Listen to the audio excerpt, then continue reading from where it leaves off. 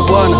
Damu ya Yesu inatakasa, damu ya Yesu inatuosha, damu ya Yesu inatusafisha, damu ya Yesu inatuweka huru, damu ya Yesu inatutakasa. Ukiwa ndani ya Yesu uko nuruni. Ukiwa ndani ya Yesu unatengwa na dhambi. Ukiwa ndani ya Yesu unatakaswa, maana damu ya Yesu inatusafisha. Damu ya Yesu ina nguvu. Damu ya Yesu inaondoa dhambi. Damu ya Yesu inatuweka huru bali na dhambi. Ndugu yangu, ukiokoka wewe uko nuruni.